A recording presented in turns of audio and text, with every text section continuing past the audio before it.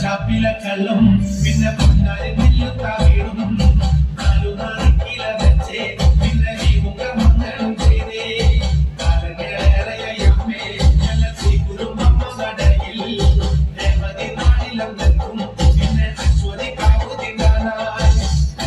ഷാപ്പിലെ കള്ളും പിന്നെ പൊന്നാരി നെല്ലുത്താ വീടും നാലുനാളിക്കില വെച്ചേ പിന്നെ വീമുഖ മംഗളം ചെയ്തേ